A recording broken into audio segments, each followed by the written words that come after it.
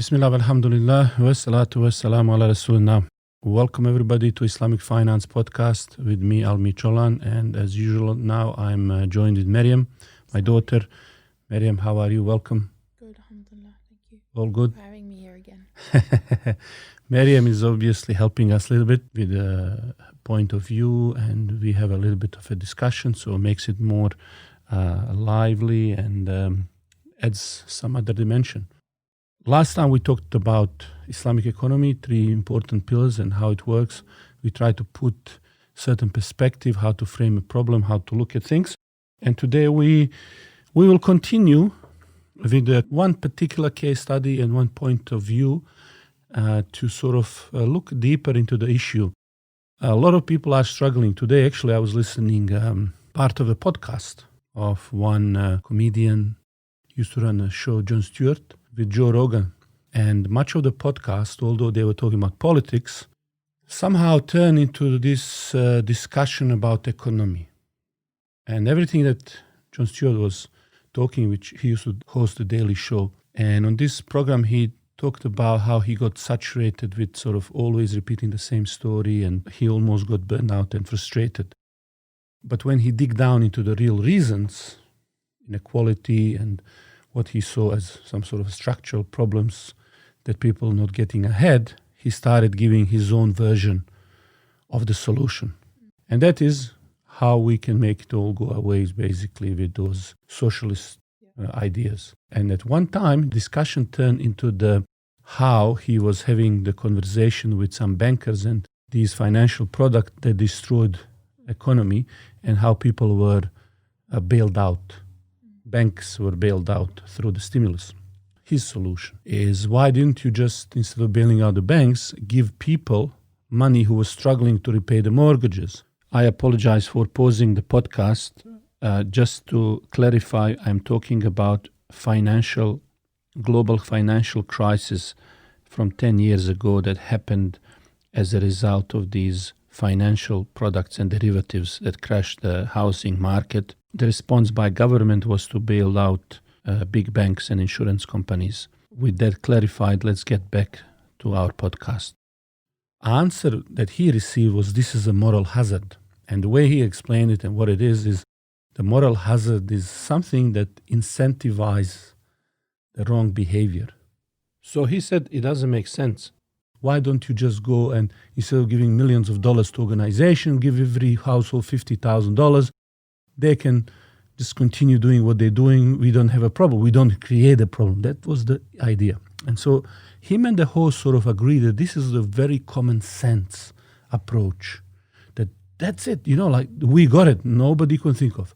Let's put aside every other problem that is going on. Number one, that those people who got into these mortgages got into them while they couldn't afford them. So even if you give them $50,000 now, give them a next 12 months, they'll still be behind, still foreclosure. So all you have done in that case, you just delayed inevitable collapse, because those people were given that money that couldn't afford those loans. That's why they were called subprimes. Put aside predatory behavior by those bankers who were structuring and giving those when they knew that they couldn't afford, because they had financial incentives to do it. Okay, so put all of that aside, which is in its own something you would obviously think about. But this idea of incentivizing wrong behavior, it's even more dangerous than both of these combined. Because the problem when you incentivize wrong behavior is that there is a mindset in a people. If they can exploit something and somebody will pay for that mistake, they will continue doing that over and over, and you don't have enough money to pay for that. So if you can create derivatives where you give money to the people who cannot afford it, give them loans, not the money, loans, to go into something they cannot afford, that will then be sold to somebody else, and you will profit from that. And then the government will come to bail out the people who took it. That creates even more massive problems. That doesn't solve anything. Just like those huge, especially insurance companies and other banks that were gambling. I don't see why taxpayers should pay for them.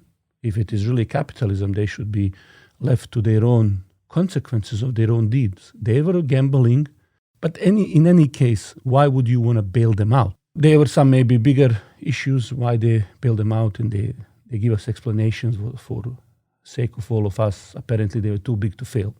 But the problem is they are today even bigger to fail. Now, the even bigger problem would be if you start giving people $50,000, $100,000, that would actually incentivize them to take even more loans that they cannot afford because the government will step in. So this ability will not benefit those people that you give money. It will benefit those banks even more. Because what you are doing, again, is that people are just pass-through vehicle for that money to end up in those banks. You understand? So that money is not for people to be given $50,000 and they go for holiday or they get their life together. No, that's just to repay that loan. So when I look at that, and then they're both sort of laughing and nobody thought of this and that. Just a basic understanding of how economy works, how the incentives work. It just strikes me as so irresponsible. People are commenting on the nonsense, and they're talking about things that completely miss the point. And so we are then developing this economic system based on certain incentives where there is no doubt. You put incentives certain way, that's where they are going to lead. Whatever you incentivize, whatever you reward, that's what you're going to get more of. So if you incentivize reckless borrowing or reckless lending, you're going to get more of that. That's going to cost everybody much more. In the same way, nobody is talking what we should penalize. What are the behaviors that you need to penalize? And so I just want to give a little bit of a couple of stories just about incentives and how that works in a system and how we are responding. Today, there is a lot of inequality in a society, a lot of reasons historically, and people say structurally, or depending on which country you're talking about. In US, there is now discussion about racism, whether it's historical or today, present, how it affected historically before, what are the consequences of today. In some other countries, some other issues. Like here in Australia, Indigenous Australian, how they were treated in terms of the land, in terms of even genocides that were committed and so on. In many different countries, different story, different question, different people. Sometimes in the same country, you go to Europe or in Middle East, or Africa, people were enslaving each other, conquering and doing all kinds of things. Just today, President of France is talking about last week, Islam is a problem, where I have some Algerian friends who tell me in 70s, million people died because they wanted to get rid of occupation by the French. They had to, million people die for fighting against the colonial powers. So all of these things, history and present and everything, comes in the middle of what we are discussing. How do we go? How do we fix? How do we get ourselves to the right place? What is the way to move forward? I'll give you an example of economy. It's in the story of the Prophet ﷺ, who told us the example of the person abiding by Allah's order and restriction in comparison to those who violate them is like example of those persons who drew lot for their seat in a boat. Some of them got seat in the upper part and the other in the lower part. So when they later needed water, they needed to go up to bring water. So those in the lower part, they didn't have obviously water, so they needed to go up. When they were doing that, it used to trouble those people on the top deck. So they started saying, let us make a hole in our share of the ship and get water, saving those who are above us from troubling them. So they had a good intention. Intention was, you have those people up. It looks like they don't want to share. Rather than things trickling down, water, let us drill our own water, okay? Now, these people come up with a solution. They dig the hole, and the Prophet ﷺ said, if the people in the upper part left the others do what they had suggested, all the people of the ship would be destroyed. But if they prevented them, both parties would be safe. So here it's an interesting scenario, which is that when you drill a hole to get what you want, this is that incentive that you create. You have incentive that is created by lack of wealth, but your response is something that will invite the flood that will sink you down.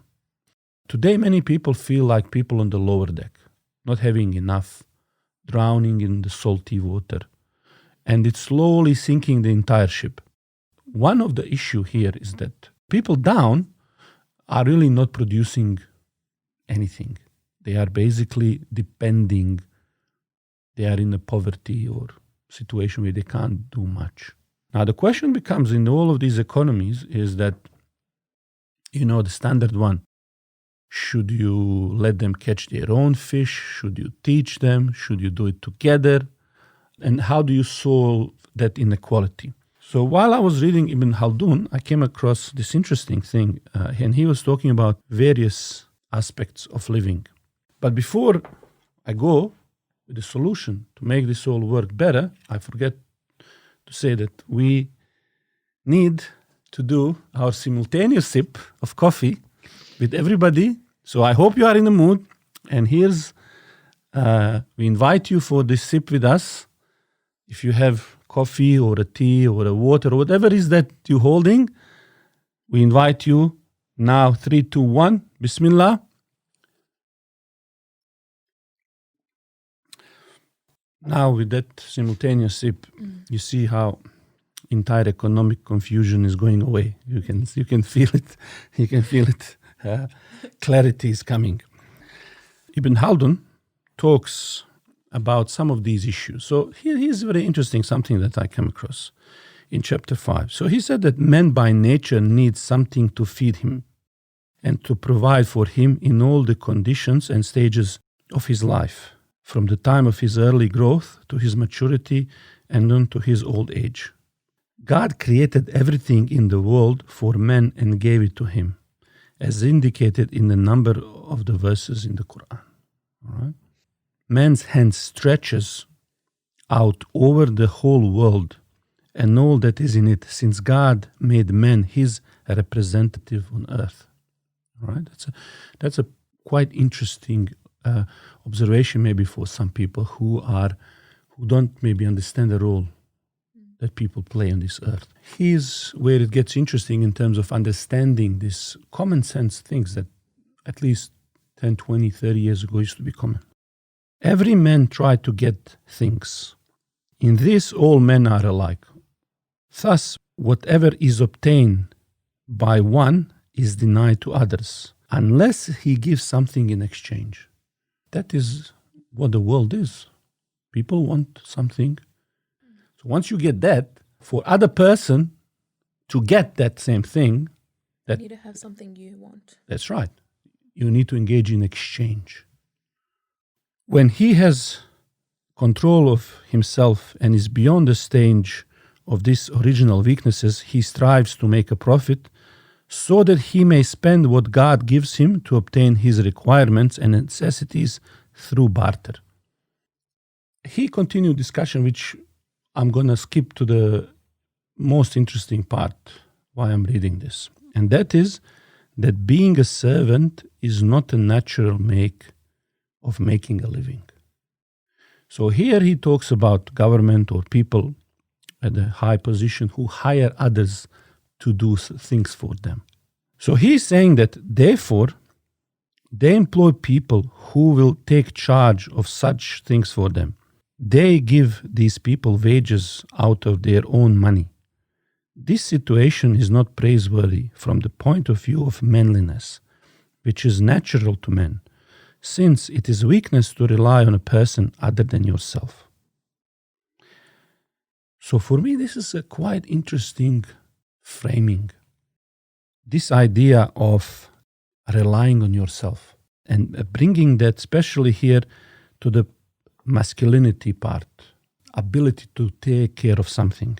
And he says here that it also adds to one's duties and expenditure and indicates a weakness and effeminacy that ought to be avoided in the interest of masculinity. However, custom causes men nature to incline towards the thing to which it becomes used. Man is a child of customs, not the child of his ancestors. It's interesting that he ascribes working for someone as a weakness.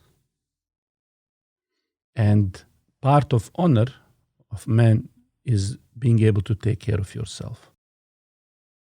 Many economists until late 80s thought that Soviet-style communism, socialism is working fine. And Paul Anthony Samuelson, a Nobel Prize in Economic Sciences, who was called the father of modern economics and also described as foremost academic economist of the 20th century, in 1989 said, contrary to what many skeptics had earlier believed, the Soviet economies prove that a socialist command economy can function and even thrive. What he was using, there was a graph, basically shows US versus USSR. That was Russia before, what they called it before. So the graph goes where USSR economy is moving and is projecting to overtake in 90s and 2000 and later on, depending on which, there are two different projections, to overtake US economy. And the reason for this led this person to say that this is a proof that if you do what command-style economy is suggesting, it should work. The collapse of the communism happened as the Soviet Union broke 2 years later after that statement. Few years later, the same economist admitted that Soviet central planning was failed model. But here's the question. How did he miss the signs?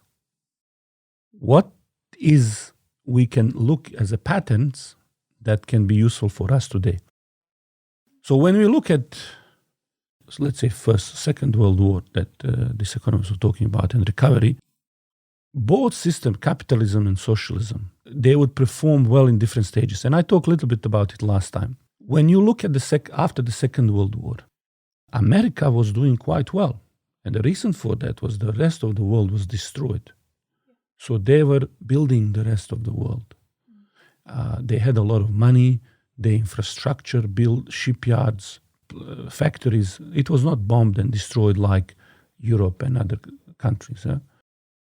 Now, on the top of that, a lot of the scientists from all around the world, the greatest minds of the time, went to US. And they started inventing everything from your TVs, washing machines, cars, better, everything, microwave, whatever you can think of, they were exporting that. Not just exporting, they were bringing the money, they were buying things. The rest of the world was destroyed. At the same time, you see the other superpower led by Russia that became opposite bloc. After the Second World War, you had this NATO-based Western World Alliance, which was led by America, US, and then you have, people don't remember, before Cold War, Warsaw Pact, which was led by Russia and these eastern states. In any case, they were more socialist. So what socialists in this command economy, and that's where the word communism, communal, as a community thought. And I know when I was in primary school, I would go to these camps where we would go, all of us from the school, we would go and we would work on these big projects for the state, for the glory of our state. It was a fun time for us. In any case, when you have a government able to say half of the population, you will go dig the roads, dig the tunnels, do manufacturing, for example. It mobilizes massive resources to do something. And then it says to other half or the third, you will do growing, agriculture, and so on. In that moment, at this particular time, in short term, you have huge growth. As huge amount of resources concentrated, and you're starting from nothing. So then you have seen all of this growth. But what starts happening is that as this matures and more nuances are needed, what do you think happens? There's no incentive. There is no incentives. People get tired of it. And that's you get suboptimal solutions. You don't anymore. There is no reason. Bureaucracy start growing. Socialism would grow then large bureaucracy that would not be able to answer new problems and surgically address new challenges that require innovation and lean performances, as well as, so it not only it could not change to new way, better way, improvements, but there was no mechanism, no incentives to abandon old ways. In order to demonstrate this particular case of what happens when we adopt this kind of economic model, let's analyze a specific case study. I picked up this story from a Planet Money podcast titled Secret Document That Transformed China. We have seen tremendous growth of China in the last several decades. So here's the story. This is from the transcript of the podcast that I mentioned. So it says that it began in a secret, with a secret document hidden in the roof of a mud hut. And people who signed back in 1978, they were afraid that the document and idea behind it might get them executed. Think of that. There was some document where people thought about what to do in their village. They were farmers. And the new way of thinking how to go ahead, managing themselves, might get them executed. So think of that just situation. The system is set up where we are all for the workers, for everybody, but having different thought to do with your life what you want can get you executed. Just think of that moment. And that's not just in China, that was in every communist country. In Yugoslavia, they had something called Naked Island, Goli Otok, where they used to send prisoners. In Russia, and they have these gulags and all of these prisons and so on. So stories from the rural village, and I don't know exactly the pronunciation, it's Xiaogang. Today, this village has paved roads, new factories, but in 1978, they were just muddy path, houses of dirt and straw. This was at the height of communism in China. Everyone worked on the village collective farm. The idea was people would work together for the common good. So they interviewed this person, Yen, who was a farmer back then. And he described that nobody owned anything in his village. He says, I use oxen to farm, but they were not mine. They belonged to the group. And then he said, back then, even the piece of straw belonged to the group. Individuals didn't own anything. At one meeting with Communist Party officials, a farmer asked, what about teeth in my head? Do I own these? No, was the answer.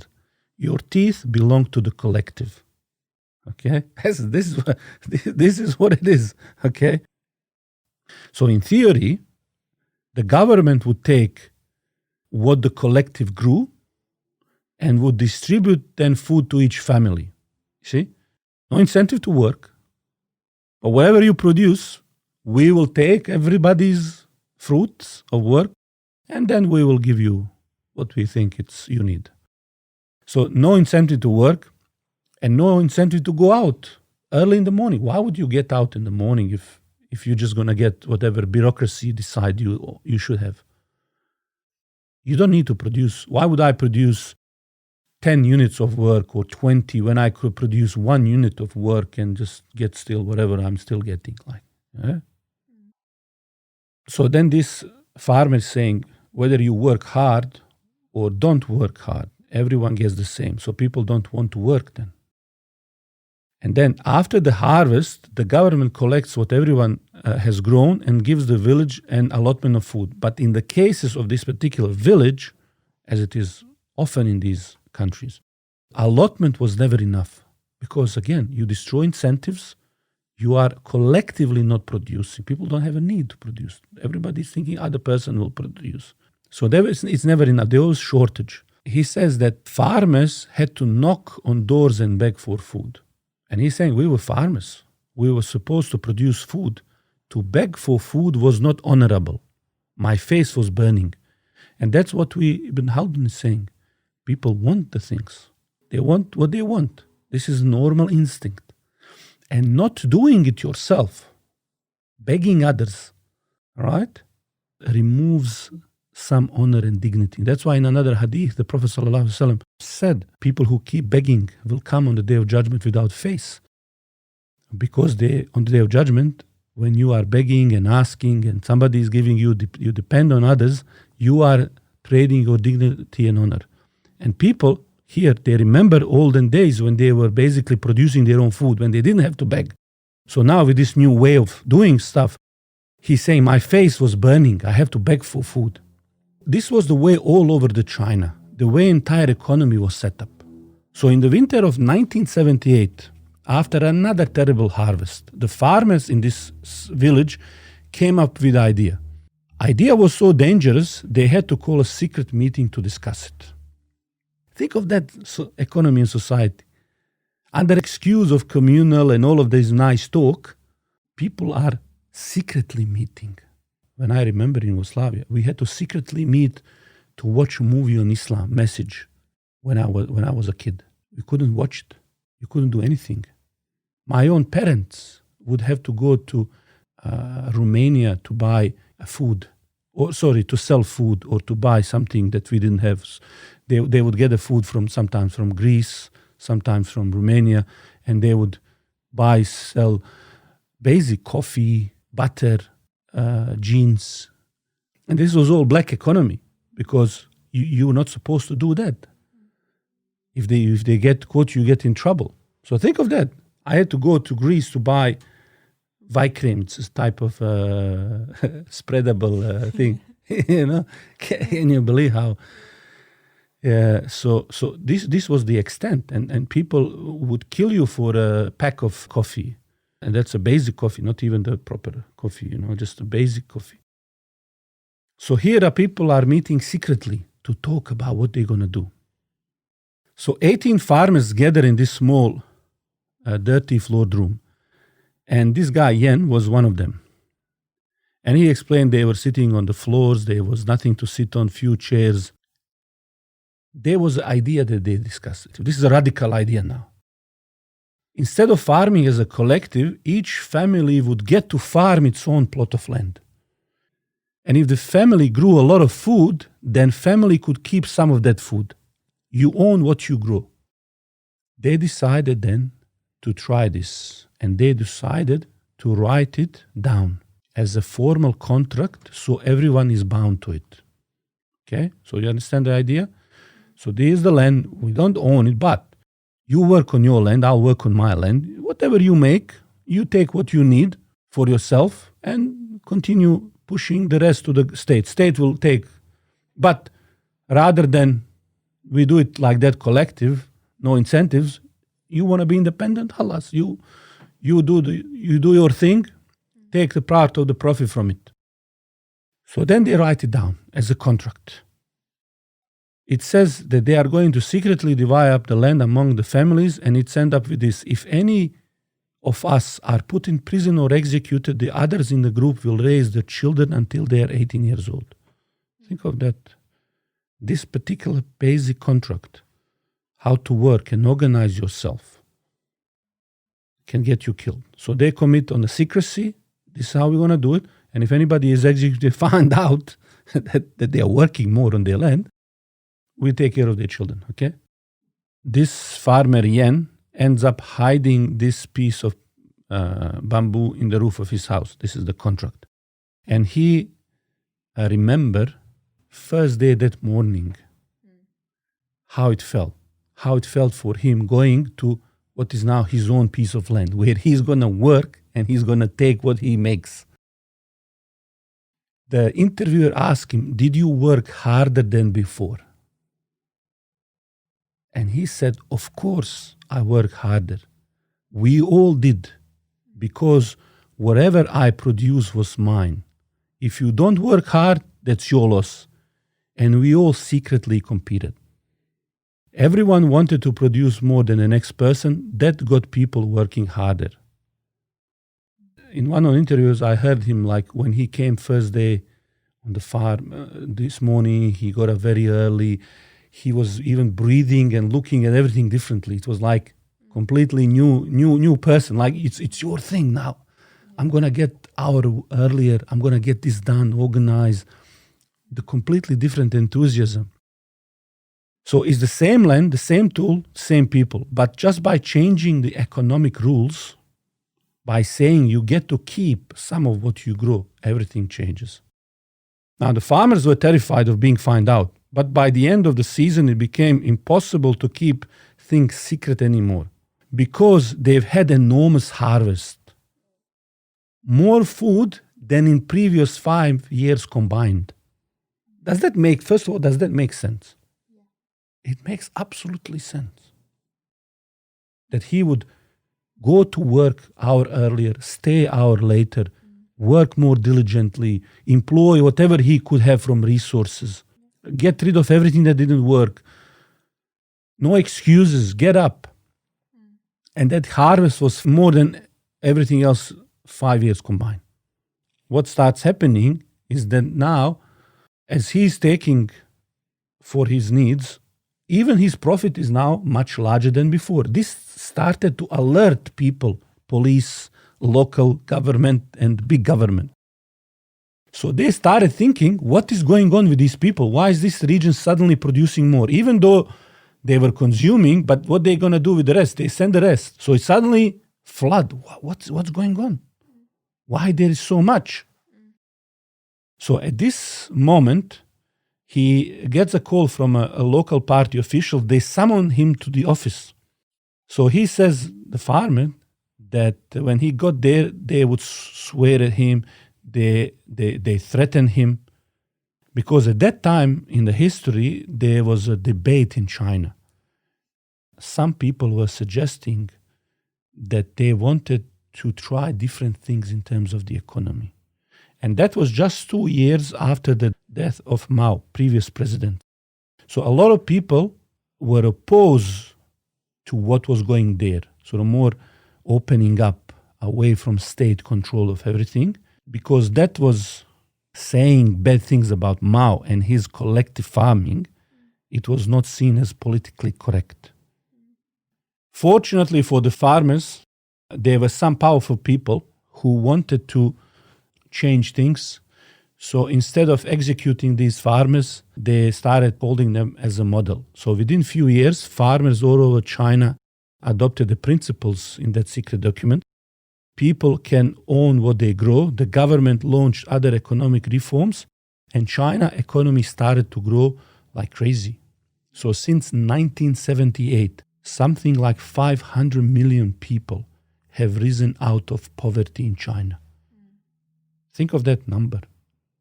500 million people risen. Why? Why they were risen from poverty? They were given an incentive to work. Now, still there is a huge battle between what is state-owned, but by opening themselves, they have lifted through this mechanism.